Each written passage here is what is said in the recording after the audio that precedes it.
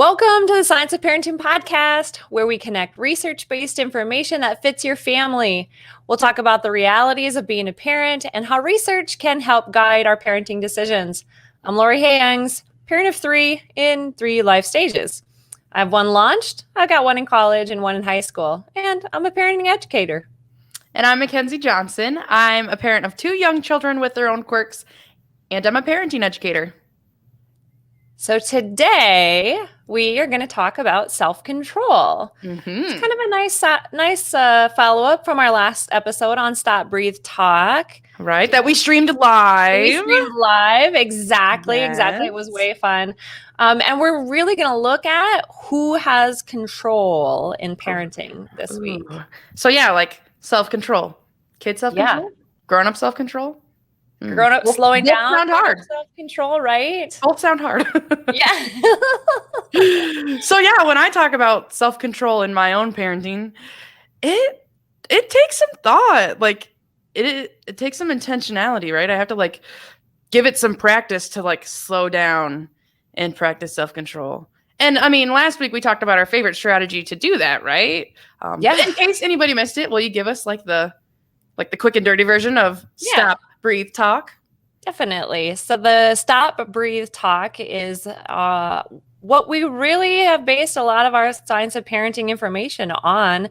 It's that idea of stopping in the heat of the moment and taking a breath, giving ourselves time to slow down, get our brain back engaged, and then being able to, talk. And that talk, like we talked about last week, it can be talking later. It can be self-talk. It can be, just the tone of our voice and the volume of our voice talking.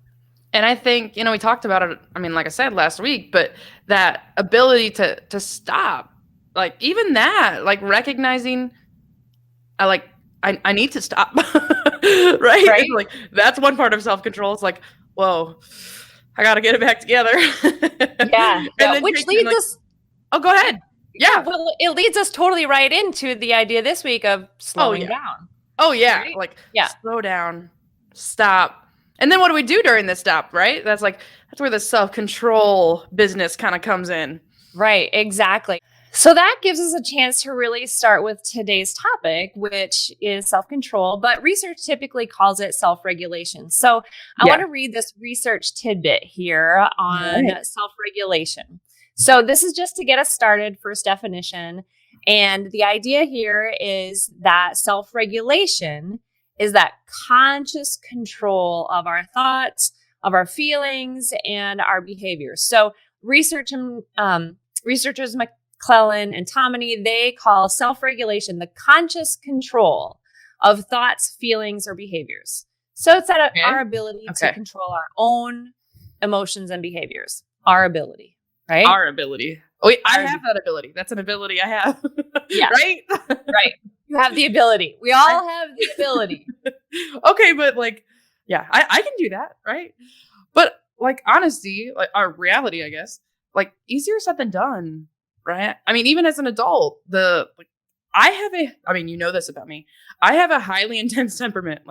I feel things and emotions very strongly. And sometimes those feelings just run me, they don't run me. I have self-control, but they run through my veins, and it's hard to stop, it's hard to slow down and really consider what I'm feeling. That's a hard thing for me.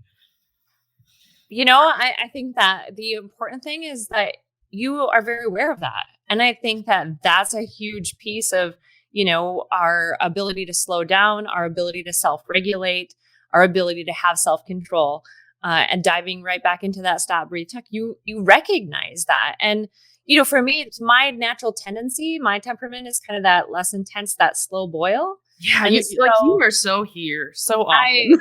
But I always tell people, but that doesn't mean I can't get intense and I can't have these huge emotions. But I feel like forever this mantra has always played in my brain: calm, cool, collected. Calm, cool, collected. I And need to borrow so that. yeah, but when I have those moments of high intensity, it's really when I see or feel a lack of a lack of respect. And so if I feel like Mhm. I'm being disrespected or my child is being disrespected or someone else, ooh boy, I get that mama bear Yeah. on and um Yeah. definitely. So yeah, self-regulation, right? Self-regulation. Self-regulation. All right, Okay, so so let's go ahead. I was like, well, so what would you say, like, yeah, I have this like kind of emotion and you tend to like balance your calm, cool, collected. When would you say the disrespected is that when you say, or is there another time when it's like the hardest for you as a parent to like self-regulate? Well, like when would you say it's hardest? So for me, it's a little different because I have one child that has special needs, and Mm. so um, when I'm trying to maybe help others understand her behavior because her behavior or her the way she's responding to something is very much part of what her diagnosis is. I feel Yeah. like that's when I may not have as much self-regulation, where I have to really step back and go, okay, Laura, you have to allow, they don't know this, or my child is unable to do this because of Ah, her, because of the diagnosis that she has. And so that ability for me is like, I get intense quickly, when yeah. it's like I said, that mama bear comes out to protect. And especially if you have a child with special needs, you feel like you're in a constant struggle of Oh, fighting to yeah. help others understand them. Yeah. Well, and it sounds like there's almost like two parts of that. The parenting part of it, of like advocating for your child is one part that like can be hard. And Right. then understanding and practicing that understanding with yourself, with your child, like Oh, hard. absolutely. Hard. Absolutely. So, yeah, I mean, the good thing is that we know that we can develop self regulation skills. We know Yeah. that we can help our children develop Thank self goodness. control skills, right? Right. So, I have an article here by Okay. Sanders and Mazzucchelli, and they actually give us some examples about how self regulation can develop kind of across the age span. Okay. So listen to this. So, even in infancy, we do see the ability for infants to have some kind of natural response to self control and even working memory. Like some of my favorite things about brain development are what it shows that infants actually, like they can know it. Yeah. However, because this part of their brain that controls their impulses isn't as developed as other parts, like, they can't control their responses. So they might Mm. know that they don't like something, but they can't control their how they're responding, that self-regulation piece. They can't control how they're responding. So Yeah. as they grow, those things begin to come together. But at children, the article talks about children at the age of 3 Okay. beginning to have some flexibility and go, okay, wait, I kind of know that I don't want this or I want it this way, and I Mm. can control my impulse. However, we know you have a 3-year-old, and Yeah. Yeah. Yeah. right, Yeah. those don't happen consistently, right? Just because it Yeah. happened one time does not mean it's going to happen every single time. And then we also know that when it comes to brain development, the brain actually isn't fully developed till about the age of 25. So, Yeah. even my launched child, her brain still isn't developed. And I think, there are still decisions that, she's not going to consistently make the right choices or that have the right behaviors every single time because of brain development. So, while we watch them grow, we can teach them self-regulation and self-control. And I think that that's a really important thing for us as parents to remember, is that just because they did it the way we thought they should one day or 1 minute does not mean that that is going to be the case every single time. And we need to allow ourselves the opportunity to slow down, stop, breathe, talk, and go, okay, there's some things going on here. I got to figure this out. They got to figure it out. But in the meantime, we're going to play into this idea of understanding each other. Oh my gosh. Yeah. Well, and I think that article really shines a nice like light on like, okay, at an infant, like there's some skills, right? They're developing some skills already at infancy. And then, You said 3, that like, all right, they're figuring some things out. They can control those impulses a little more. And then as teenagers, it's like, oh, they've gotten so far. Okay, but their brain's still not fully developed in the self-control stuff. Like, right? Kids are raw. When I talk about my intense temperament, my daughter also has an intense temperament from what I can tell. And so, yeah, we both have this intense temperament that we're maybe operating from where we feel things really strongly. But I'm the adult, like, right? Like my brain is more developed than hers is. And I've had like a wider variety of experiences and contexts and situations to practice my own little self-control versus her, little 3-year-old experience. Her brain development and that self-control is still very much in raw form versus mine's a little more molded, and that kind of puts the ball in my court, doesn't it? Totally. That is a huge piece of it is ultimately we are the adults. Ultimately it's our responsibility to show them how to maintain self-control, how to learn those skills. Gosh, I remember a time when my oldest was little. She was maybe 1.5. I only had one at the time. And she was trying to pull her shoe off, pulling. She's sitting on the living room floor. Like I can visually see her struggling and just, was screaming to get that shoe off, and it wasn't happening. And at the time, again, that mantra is playing in my head: calm, cool, and collected. Calm, cool, and collected. It's just there. And Rory's here, right here. Yeah. Right. Yeah. She can't hear that mantra in my head. So how can I show her calm, cool, and collected? How can I show her instead of going, just let me pull this shoe off for you, I'll do it. Right? I'll just take care of it. And so I said to her and I slow down. Yeah, I got down at her level and I slowed down and I said, tell mommy help, please. Tell mommy help, please. And just in that calm, cool, collected voice. Now, did I actually think that my 1.5-year-old was going to say, help, please, mommy? Yeah. No. But what I was doing was I was taking that opportunity to have her hear my voice, being calm, to have her see me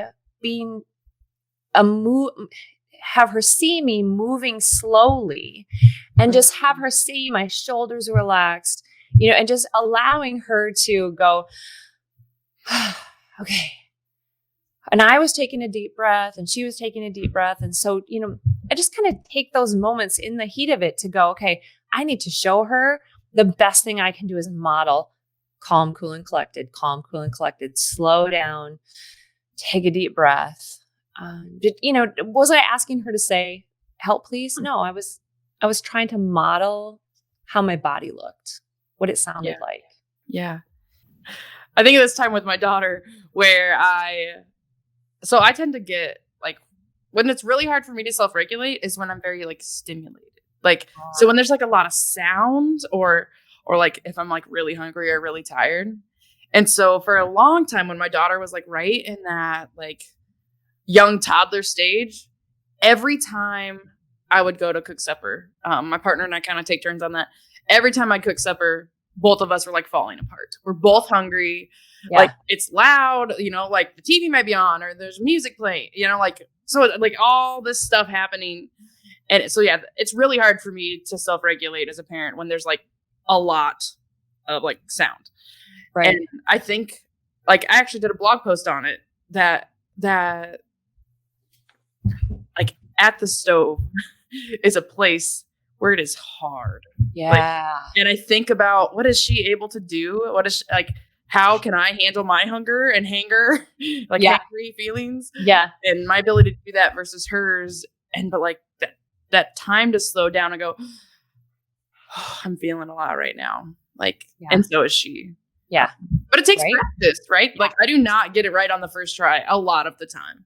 And that so is she. That was so, I love that you said that. Yeah, and so is she. She's feeling overstimulated too. So you're both feeling overstimulated. You're both. And then we go back to exactly what you said, but you're the adults. Yeah. I hate being the adult sometimes. Grown up. But why can't I be the one to throw the tantrum? Right? The emotion and all those things. so raw. Yeah. Like especially when they're little. I mean, even as like teenagers and school age kids, Yeah. but especially when they're that little, like they don't have those skills to shape and mold those feelings in their head. Like they just, and especially with that intense, that strong feelings, like they pour out of them in a yell or in a cry or in a hanging onto your leg. Right. Yeah. Or the teenager slamming the door or, screaming or raising their voice or having their own meltdown. Yeah. Ultimately, you want to think that they're on their way to adulthood. Yeah. Fingers crossed. Right. But their brain, gosh, that brain is still so far from fully developed. So, yeah. Okay. So now that we understand how self-regulation develops, I have another research tidbit on why it's so important. All right. So why is it so important?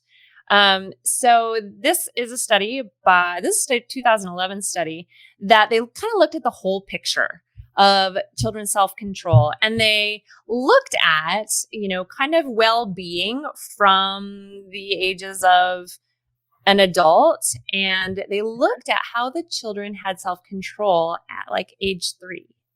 And so what they found actually is that children who had more self-control at age 3 actually had more well-being as an adult, like at the age of 30. So teaching self-regulation then becomes really important. Oh, yeah. Even early on, because what research told us is that the more you can self-regulate and have self-control early on, the better your outcomes are as an adult. Yeah. And so, we like all want good things for our kids. And this is one way to get it. Yeah. Yeah. So, really taking the time to teach self-control and self-regulation. I have an example of when I actually had my youngest child's friends over. And so they're all, early teens, 14, 12, 13, right? And so, it was kind of one of those moments where I thought they were having, some conversation about things that they didn't like, and they, were feeling as teens often do, so unheard. And so, we just took a moment and talked about, well, how could they, in those moments where they felt unheard, how could they have some self-control, self-regulation? And what could they do when they recognized that, maybe they really weren't being heard and they still had to have self-control? So we actually practiced like this idea of taking a deep breath. And one of them had a great suggestion. She was like, sometimes I just ask, if I'm in school, I ask if I can go to the bathroom, or I ask if I can go get a drink of water, or I ask, she goes, one time I even asked just to go to the nurse. And when I got to the nurse, I said, you know what? I was really angry in class and I just needed to take a walk. Smart. Like, so smart for a 14-year-old, right? Yeah. So teaching that those are definitely appropriate ways to self-regulate yourself, to gain back that composure. So, it's not just about toddlers and, elementary kids. We can teach and model self-control and self-regulation all the time. Do you have any examples? Yeah, I'll say with my daughter, I actually get teased a little bit from my own family. I like use the phrase like, I need space. Like my daughter loves to like lean on me. And like I said, I get very stimulated. She loves to lean on me when I eat. Which is such a simple thing, but it puts me over the top. And I have to stop breathe talking. Yeah. But like, there was a while there where she started to say, go away. Like she started to tell us, go away. And I was like, that's not nice. That's not a nice thing to say. But, I was like, slow down, consider what's going on. Like, she's trying to tell us, like, she's trying to regulate. And so, like, it was such a simple thing, but it was like, okay, something that is appropriate to say, right? Not rude if you said it to, like, someone at childcare, or a grandma. Like, I need space. And so I model that a little bit. And it's just kind of become the adopted phrase. Well, especially when she leans on me when I eat, like I need space. Like I need space. But it was like, for her, like she was already kind of figuring that part out, which was interesting once I figured out that's what she was doing. But she just needed words in that case. Right. Like, so I can tell you, like, I need space. So sometimes when it's like a big major meltdown because these feelings are huge and I'm so mad this didn't go my way. Yeah. And then she wants to maybe kick or yell or, any of those things. It's like, do you need help or do you need space? Right. Because there is like a little, there's a little room for her to, and sometimes I find out she needs space when it's like, okay, I'll give you some space. Right. Yeah. But it is like leaving room for that. It's not bad that you're having that feeling, but how are we going to regulate ourselves? Right. Yeah. Yeah. Yeah. And I mean, when you think about it, like she's already teaching herself to slow down. Oh, yeah. So I think that it's so important for us to even take that opportunity to help our kids recognize, like, wow, this, you got this. Yeah. Like you got this. Yeah, just so smart. Yeah. Right. Yeah. So that really just drives us right into the final. Okay. So we have one more piece of research. Okay. One more. We love research here. That's research in reality, right? So it looks at some strategies that we could use to self-regulate. So in this article, this is a journal article from the Journal of Personality and Social Psychology. Okay, just right there. Good. So we have the first strategy is called reappraisal. So reappraisal is essentially helping us to change the way that we think about a potentially, emotionally charged issue or event. So when she leans on me when I eat. Right. Yes. So we have this reappraisal. We're going to change the way we think about it. Okay. And then the second strategy is called suppression. So suppression is changing how we respond.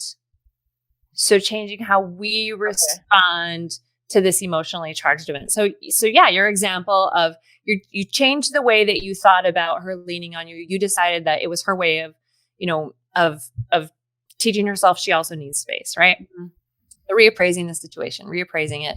And then suppression. Okay. So the reappraisal is like, so that's changing the like in your head. So reappraising is changing the in your head. And the suppression is changing the like what you do, like the behavior? Yeah. Okay. Yep. Yeah. Okay. So here's an example. When I was thinking about this, here's an example of reappraisal that I listen to podcasts, right? So one of my favorite podcasts to listen to is Cy Wakeman, and she talks about ditch the drama. Mm-hmm. So one way that she can reappraise a situation that I feel like, kind of plays into this is this idea of when you're in an emotionally charged situation and you just cannot find a way out, either of you, whether it's a child, whether it's an adult, whatever, is you use the words, you might be right. Instead of we battle and battle and battle and battle to be right. With our child, we battle and battle and battle. And, we just are in this cycle of never ending spin in emotion, right? Yeah. Right. And so I've been using this phrase on all three of my children in all their stages, as well as, other adults that I work and live with, or, this idea of when we get in this cycle of someone is just needing to be right. And I know that, they aren't seeing the whole picture, and maybe they are right. And in their mind right now, they feel right. Yeah. In their mind right now, they feel right. And so for me to just use this phrase of size to say, you might be right. Wow. I mean, it diffuses the situation. And so it's that reappraisal. Like I'm totally reappraising. Well, they might be, and then there's that part of my head that goes, I totally know they aren't. Right. I totally know they aren't. Right. You're changing your thought, but also right. But even just saying it in that way, it totally changes the whole dynamics of that emotional event. So an example with my youngest daughter was she was tired, right? So very tired. And she's a teenager. So, I think that in my brain, I'm thinking, well, don't you recognize when you're tired? But she was tired and the emotions were there and things were bubbling over. And, there was an argument about to ensue. And I just kind of said, I need to reappraise the situation. And in this case, you know what? She might be right. Yeah. And it just, other people call it, pick your battles. Yeah. Right? Pick your battles. So it reminds me of this concept of like, we talk about like responding or reacting as parents. Right. Right. And so like the reaction is like the in your head, the thought of like my child. Well, if we just go with my example of like leaning on me when I eat, my thought example is like, get off me. Like, Yeah. And so if I could reappraise that, like, if I was really going to reappraise it, I might say like, my daughter's looking for connection.